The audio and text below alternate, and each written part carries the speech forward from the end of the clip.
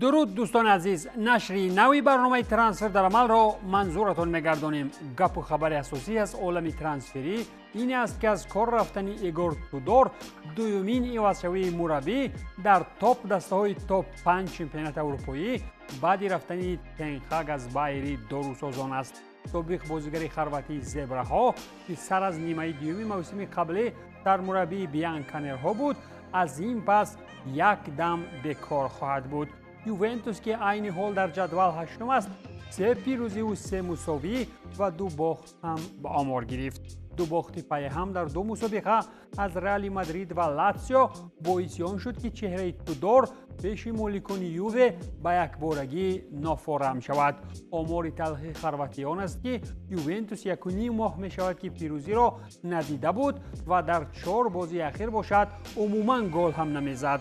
گپ سری مساوی های سریالی اگر برود، زمان تییاگو موتا موسم قبلی چنین مساوی ها در عموم یک زمان به 18 عدد رسیده بود، ولی الکی در یووه نه تودور است و نه موتای بیدار و میتوان گفت که با آمد لوچانو اسپالتی ممکن که کارها در دسته دورنگی تورونی با کلی درست شوند.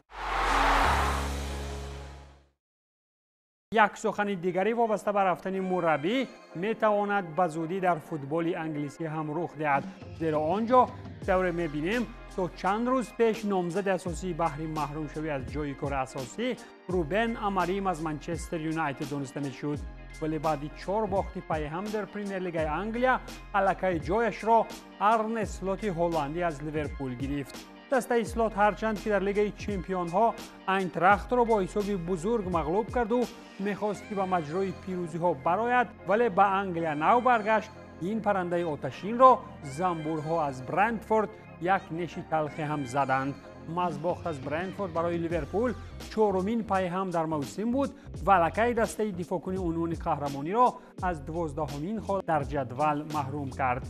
اگر گپ سری جایگیری در جدول رود، آنجا کار به درجه ناجور است که حتی MU هم از لیورپول بالاتر می‌ایستد. از این رو علاقه خبرها موجودند که مالکان لیورپول می‌خواهند بازاری و تولا هم باشد یورگن کلوپ را دیگر باره به دسته برگردانیدنی‌اند. اگر سلوت در 2-3 بازی دیگر وضعیت را درست کردن نتواند، پس ممکن که مخلصان لیورپول با اشک شادی بازگشت کلوپ بزرگ را به انفیلد شاهد می شوند. از صف لیورپول باشد، گپ و خبری دیگر آن است که بازیگری کریستال پلس مارک گخی تا حال هم امکانی گذارش به صف دسته آرنه سلوت را از دست نداده است. هرچند که تابستانی جاری در فرصت‌های آخرین گزارش گخی به لیورپول قطع گردید، ولی این بازیگر وابسته به تمدید نکردن شرطنامه‌اش با تیم لندنی اخیراً میتواند به صف سرخان از انفیلد پیوندد، زیرا که طور رسانه‌ها میگویند گفت و شنیدها میان جانبا تا حال ادامه دارد و این کار ممکن که الکی زمستان سال جاری عملی گرده شود. دفاعگر 25 ساله افریقایی تبار که اصلا در صف منتخب انگلیا برآمد میکند، وابسته به مشکلات دفاعی حاضره لیورپول در این شرط و شرایط برای دسته سابق کلوب میتواند که سخت در کار شود. در پریمیر لیگ انگلیا استون ویلا با مؤلف گل پیروزی آور به دروازه من سیتی در دور قبلی تمدید شرطنامه نمود. اینجا گپسری متی پیش می رود که شرطنامه‌اش را با ویلن‌ها تا سال 29 با امکان تمدید کنی به 1 سال دیگر دراز نمود. دستبرور باشگاه ناتینگهم فارست که سر از سال 2020 در صف بیرمینگمی ها برآمد میکند، وابسته به نتیجه قناعت بخش توانست که بود و باشش را در صف دسته اونای امری باز هم طولانی تر نماید. دفاعگری که با وجود انگلیس تبار بودنش همچنین در صف منتخب پولشا برآمد میکند، اخیراً با گرفتن انگیزه از تمدید کنی شرطنامه بهری رسیدن به جایزه نوبتی در لیگ اروپای UEFA با اونای امری کمک رسان خواهد بود. یک تمدید کنی دیگری شرطنامه باشد دورتر از فوتبال جهانی کهن در سمت بیابان‌های عربی صورت گرفت. هرچند که بعضی از بازیگران به مثال نیمار و جاردن هندرسون در پرو لیگ سعودیان زیاد تحمل نکردند، ولی برای بازیگران از منطقه‌های سابق یوگسلاویا با قول همه چیز در آنجا طغری است. الکی رسما اعلام کرده شد که سابق بازیگر لاتزیو ریم سرگئی میلینکوویچ ساویچ با دسته سعودی الهلال تا سال 28 تمدید شرطنامه کرد. نیمه‌نگار سربی 30 ساله که الکی 2 سال باز در چمپیونات سعودی برآمد میکند و تا این دم قهرمان عربستان سعودی و دارنده سوپرجام این کشور هم شده است و کلی خود را به فوتبال باشگاهی منطقه میبخشد. نفری که بیش از 8 سال حیات فوتبالیش را با عقابان در سری ا گذرانید، یک نمو در پرولیگ خوش میگذراند که گویا عیناً برای فوتبال آسیا تولد شدگی باشد.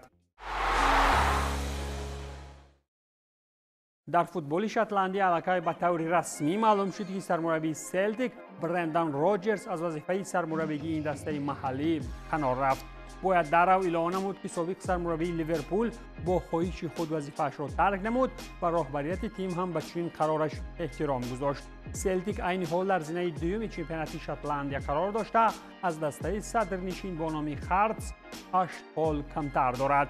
برندان راجر اصلا سر از سال 23 در سلتیک مربی بود و همان دوران انژه پستوکاگلو را عوض نمود.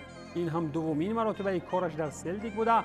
پیشتر راجرز از سال 16 تا 19 در تیم موفق شاتلندی کار میکرد. خلاص در حالی که استیون جرارد بیکار است و راجرز هم از دسته کنار رفت، ممکن ما به زودی بازگشت استیوی جی را به سلتیک گلاسگو میبینیم. در فوتبال اسپانی باشد بعد رخ دادن جنجال‌ها وقت ال کلاسیکو ممکن که گزارشی بمباوی ترانسفری هم شود اگر هجوم‌های گروهی یک قطار مردان تنومند سفیدپوش ضد کودک مکتب خان را یک طرف مانیم، بازیگران ریال مادرید در ال کلاسیکو به قول بین یکدیگر هم ساز نگرفتند. از رفتار ناجوی وینی جونیور وقتی عوضشوی رودریگو و جانب خابی آلونسو همه را حیران کرد. وینی حتی با اشاره و صداهای بلند هم گفت که از دسته می رود. البته که رفتن از میدان در ال کلاسیکو برای یکی از ستارگان تابان هم تلخی می آورد، ولی از جانب دیگر به قرارهای مربی هم باید که احترام گذاشت. از نبود احترام از جانب وینیسیوس البته با مناسبت میان مربی و بازیگر تاثیر منفی رسانیده، باشگاه احتمالاً وینی را از برای این کارش جزا می‌دهد. بعد از آنکه وینیسیوس جزا گرفت، علنگه علم‌ها برای رفتن از دسته بر عوض آن 300 میلیون و کشور سعودیان هم به مراتب زیاد می‌شود. سخن نوبتی اطراف پول و ترانسفرها در فوتبال معاصر این است که حتی دایرکنی بازی‌های رفیقانه با اشتراک ستارگان هم پولی کلان می‌خواهد. مثلا یک زمان منتخب فوتبال سینگاپور بهره گذرانیدن بازی رفیقانه مقابل ارژانتین و بودن مسی در این بازی پول‌های هنگفت هم پرداخت کرد. اکنون باشد منتخبی که از قاره آفریقا می‌خواهد مقابل ارژانتین و مسی بازی نماید انگولا است که حتی آماده پرداخت 10 میلیون دلار برای بازی رفیقانه مقابل ارژانتین با وجود مسی می باشد. خود بازی باید که روز 14 نوامبر در لواندا دایر شود. پرداخت 10 میلیون دلار برای بودن مسی هم برای این کشور در حالی است که طبق آمارهای بانک جهانی قریب 32% مردم انگولا در حال فقر به سر میبرند. تصور کنید که اگر در این کشور این حالت را درک نکرده با وجود مشکلی مردمی مسی را دعوت کردنی‌اند، پس خود مسی باید که سر به حال زندگی این مردم زند و بهان 10 میلیونی گفتگی و اگر فورد طریق خیر مجبوری نه و صمیمی هم در همان بازی میتواند که شرکت کند.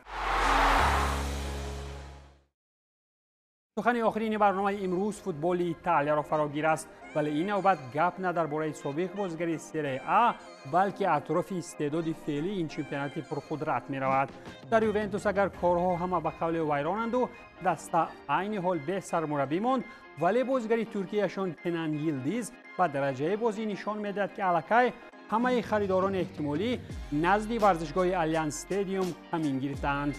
نسبتی کنان ییلدیز 20 ساله و زاده رگنسبورگ مضافات باواریا الکی ابر دسته‌های چون رئال مادرید، بارسلونا، دسته‌های پرمیر لیگ انگلیا و خود باواریا توجه جدی دارند.